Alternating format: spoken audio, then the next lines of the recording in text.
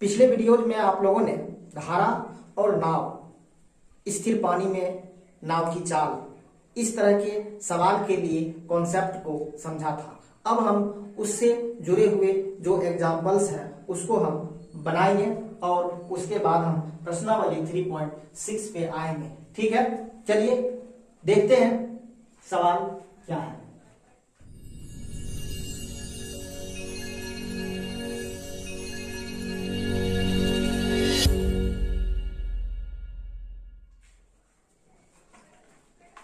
सवाल है, एक नाव 10 घंटे में धारा के प्रतिकूल 30 किलोमीटर तथा धारा के अनुकूल 44 किलोमीटर जाती है। ये प्रश्न का प्रथम हिस्सा हो गया, जिसमें कहता है कि 10 घंटा समय लगाती है, 10 घंटा समय लगाती है और 10 घंटे में यह धारा के विपरीत दिशा में 30 किलोमीटर तक जाती है और फिर धारा के दिशा में 44 किलोमीटर तक जाती है। ठीक है, इन दोनों तरफ उल्टा जाने में और फिर धारा के दिशा में जाने में, अर्थात 30 किलोमीटर जाने में और पुनः 44 किलोमीटर, इतना यात्रा करने में, इतना दूरी तय करने में 10 घंटे का समय लगता है। ठीक है, 10 घंटे का समय लगता है। अब हम प्रश्न के प्रथम हिस्से को लिखने से पहले हम सवाल में जो स्थिर पानी में नाव की चाल और धारा की चाल, ये दो चीज कहता है निकालने के लिए। सबसे पहले हम इसे मान लेंगे, माना कि स्थिर पानी में नाव की चाल बराबर x किलोमीटर पर आवर है। धारा की चाल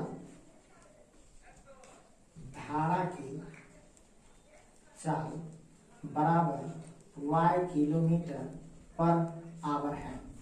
ठीक है, अब चूंकि सवाल में धारा के प्रतिकूल और धारा के अनुकूल दोनों तरह के कंडीशंस की चर्चा किया गया है, तो उस चीज को ध्यान में रखते हुए हमें धारा के दिशा में नाव की चाल और धारा के विपरीत दिशा में नाव की चाल, इसे भी निकाल करके लिख लेना है। ठीक है, चलिए तो हम लिख लेते हैं, धारा के दिशा में अर्थात अनुकूल, धारा के दिशा में नाव की चाल कितना हो जाएगा, x किलोमीटर तो स्थिर जल में है, y धारा की चाल है तो ये जुड़ जाएगा और इतना हो जाएगा, इतना किलोमीटर पर आवर। ठीक है, धारा के प्रतिकूल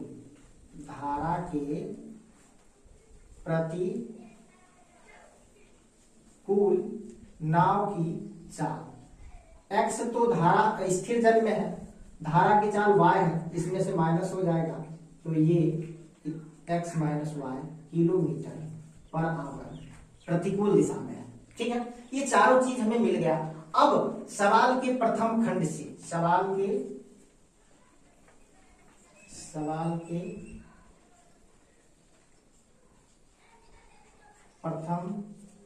प्रथम खंड में दिया हुआ है सवाल में कि 10 घंटे यात्रा करती है नाव और 30 किलोमीटर और 44 किलोमीटर जाती है।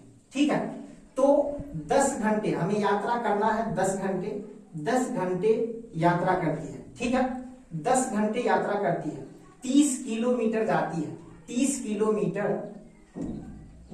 किलोमीटर जाती है धारा के प्रतिकूल। तो हमने पढ़ा है कि दूरी बराबर चाल गुना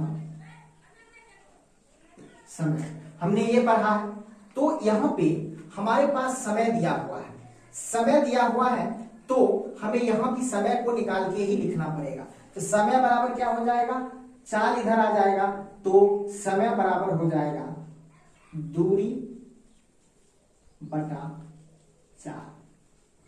ठीक है, तो दूरी 30 किलोमीटर तय करती है धारा के प्रतिकूल दिशा में, तो धारा के प्रतिकूल दिशा में चाल क्या है, तो धारा के प्रतिकूल दिशा में चाल है x माइनस y।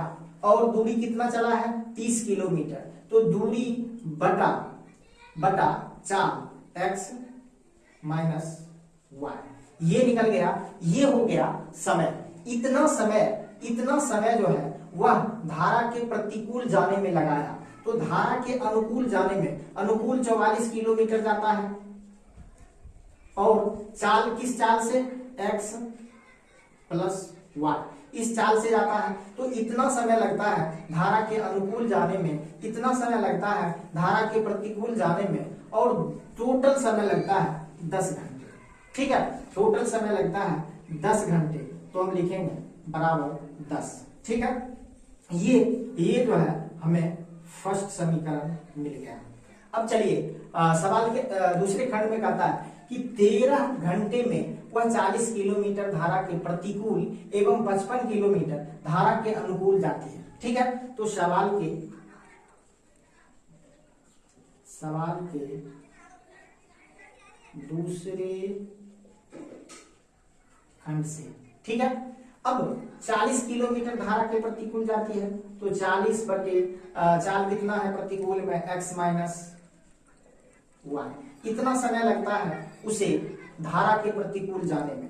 ठीक है, पुनः जो है 55 किलोमीटर जाता है धारा की दिशा में। ठीक है, और चाल क्या है धारा की दिशा में x प्लस वाई, और टोटल समय इसको कितना लग जाता है 13 घंटे।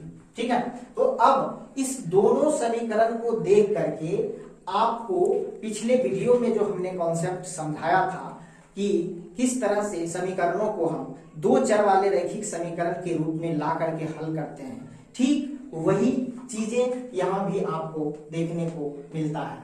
ठीक है, अब इसे हम दो चर वाले रैखिक समीकरण के रूप में लाएंगे और उसके बाद हल करेंगे। ठीक है, सबसे पहले समीकरण 1 को हम लिखते हैं। क्या लिखते हैं देखिए, इसको लिखेंगे समीकरण 1 को लिखेंगे। ठीक है, 30 into 1 upon x minus Y plus 44 into 1 upon x plus Y बराबर 10। ठीक है, इस तरह से लिखते हैं। और दूसरा जो समीकरण है इसको भी हम लिखते हैं 40 into X minus Y 1 upon X minus Y plus 55 into 1 upon X plus Y बराबर 13। ठीक है, अब 1 upon X minus Y 1 upon X minus Y, ठीक है, और यहाँ पे 1 upon X plus Y 1 upon X plus Y.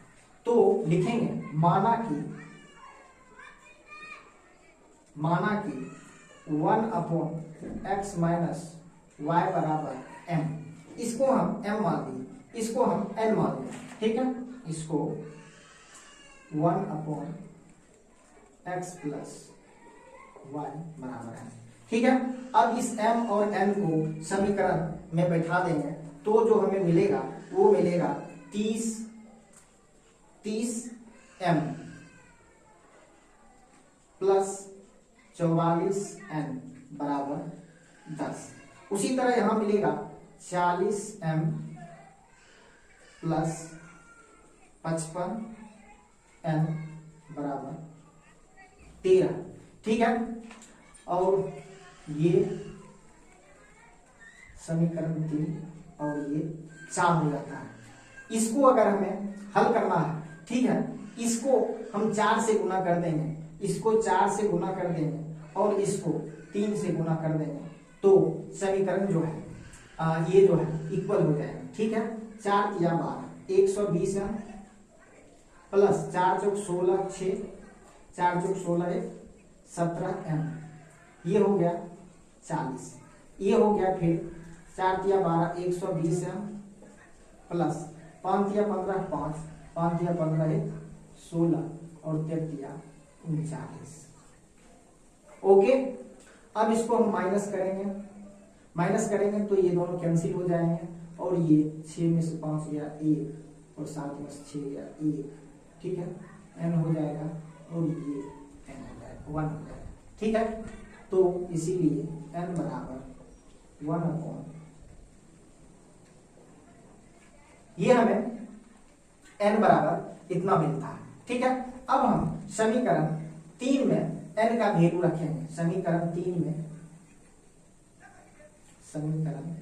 3 क्या है, 30m प्लस 44n।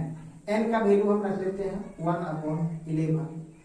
ये 10 हो जाता है, ये 4 हो जाता है, ये 4 जाके इधर 6 हो जाएगा।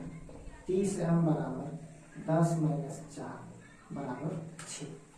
ठीक है, अब 30m बराबर 6, तो m बराबर 6/30 5।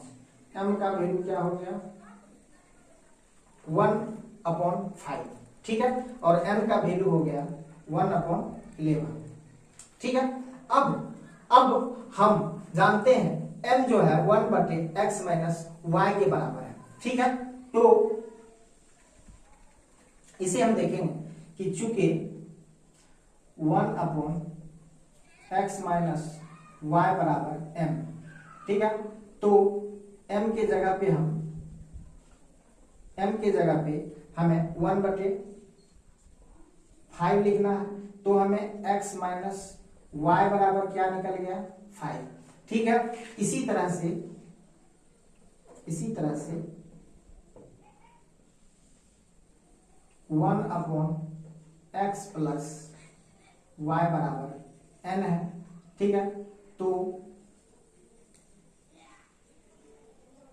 ये हमें 1/5 है, तो हमें x प्लस y का वैल्यू यहां से 5 आ गया। ठीक है, देखिए यहां भी हमें जो एक दो चर वाले रैखिक समीकरण मिलते हैं। ठीक है, एक समीकरण ये होता है और एक समीकरण ये होता है। ठीक है, तो हम अब इसको हल करेंगे तो हमें इस समीकरण को भी लिखना पड़ेगा। ठीक है, सॉरी एक चीज गड़बड़ हो रहा है, n बराबर 11 होगा।